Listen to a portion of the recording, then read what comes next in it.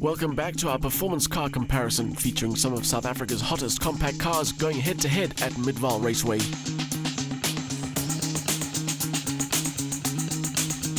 If ever there was a car born for the track, it's the Renault Megane RS. This Trophy 275 version is the most powerful yet, and it was created specifically to set a record at the Nürburgring, which it did at the time.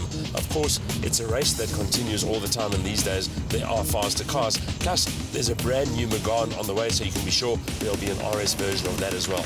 But for now, this is still one of those cars that puts a grin on your face. And with good reason. The Trophy's taut suspension setup may be considered uncompromising, but it makes for excellent communication between car and driver, while the steering combines precision with ample feedback. Big brakes deliver confidence-inspiring stopping power. It can get quite lively at the rear, favouring slight oversteer, which helps with turn-in and makes for a very responsive, very entertaining package.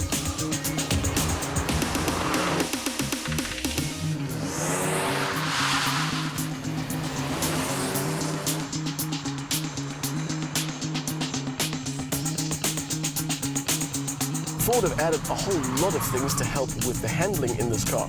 It's got revised suspension, it's got better torque vectoring, it now has selectable drive modes and a reworked steering, all of which helps this car in the corners. But they seem to have forgotten about that one thing that affects just about every car, where all the power is going through the front wheels only. Particularly when that power amounts to as much as this Ford has. There's no mechanical system reining it all in, which means any enthusiasm on the throttle will have the ST torque steering all over the place. It really is a big downside in what is otherwise a very enjoyable car to drive. With a little circumspection, you can get the front end to behave itself, but it just doesn't feel as well engineered as the other cars we have on test here.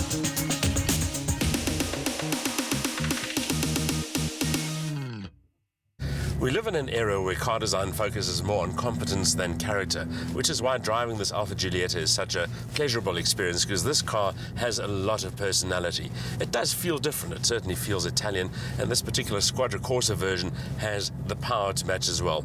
And I suppose if it is about performance and driving experience, then this is a car that should be on your shortlist. Unfortunately, the Alfa is handicapped by a dual-clutch gearbox that's just not responsive enough, while the car's mapping creates a mid-band surge that compromises linear throttle input. Even in dynamic mode, with traction control switched off, the ESC intervenes, which robs the car of momentum, while the gearbox will override manual. The result is a car that promises much, but isn't able to live up to its full potential.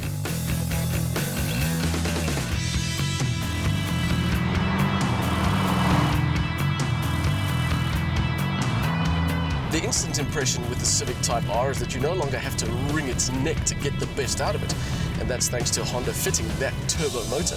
But the most impressive thing is the front-end grip.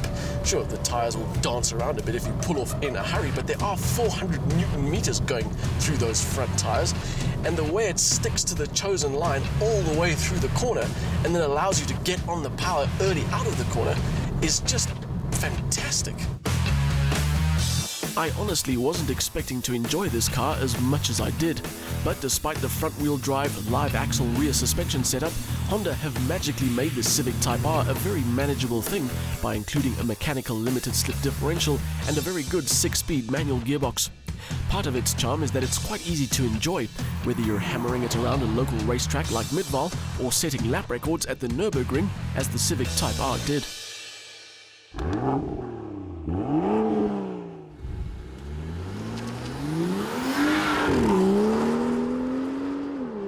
BMW's M division has built up a reputation for creating driver's cars that are truly engaging, truly quick, and also very expensive.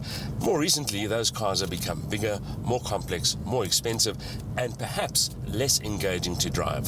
The BMW M2, to some extent, is a return to the original M values, and the car is all the better for it.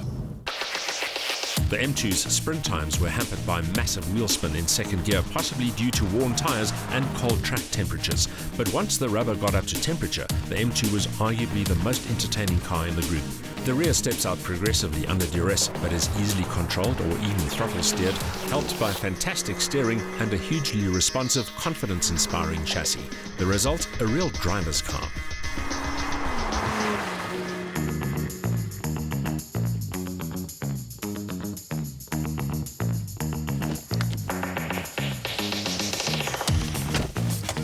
One of the things we didn't like about the A45 when it first came out was the gearbox, which was horrible.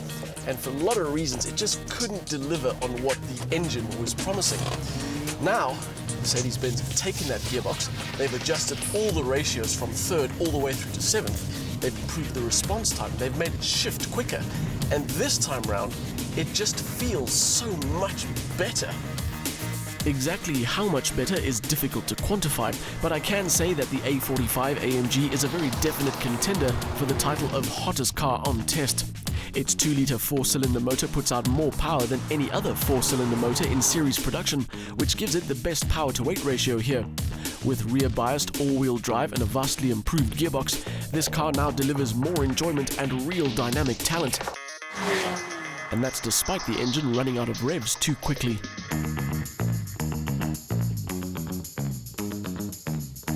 There are a couple of things that make Audi's RS cars special. One of them is quattro all-wheel drive. The next is loads of power. And these cars are also beautifully engineered. The Audi RS3 is a good example of the state of the RS art. It's also very practical, given its sportback format, which means that you can drive this car every day, then go to a racetrack and give it stick. The RS3 was easily the quickest car off the mark, thanks to a very effective launch control system. On the track, the quattro system ensured loads of grip, allowing a lot of speed to be carried into the corners. Even so, it lacked some agility in the tighter stuff, and the brakes lacked the consistency, progression, and all-out stopping power of the BMW and the Mercedes-AMG.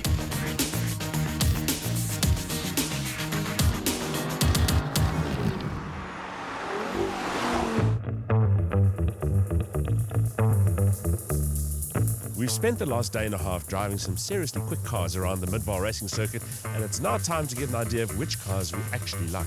And there are a lot of reasons to like a lot of those cars. I mean, from the ST, which gives you decent performance at a budget price, all the way up to the high end of the M2, which is the most expensive here. But yes, deciding which one we like the most, I think we're going to have to look at the figures. Yeah, but, as these things happen, we all end up with a favourite, and purely subjectively, Spike, there has to be a car that stands out. I think the one that stands out for me the most is the Type R. I just wasn't expecting that kind of performance from that package. I mean, the front-end grip is phenomenal, the engine is really good, and at the same time, on a more practical level, I know it's about performance, but it's still a car that you could live with quite easily every single day. I think the only reason you like the car is because of that big rear wing. Well, there is that, of course, as well. Yours? Mine, certainly the BMW M2. I just think it's a purist driver's car. It's what M cars should be about. Compared to some of the cars like the current M3 and M4, it's gone back to the spirit of M, and it's a very responsive, very communicative car that you really enjoy driving. In fact, not just on the track, but everywhere. Right, well, those are our opinions of our favourites, but what do the figures actually say? Let's take a look.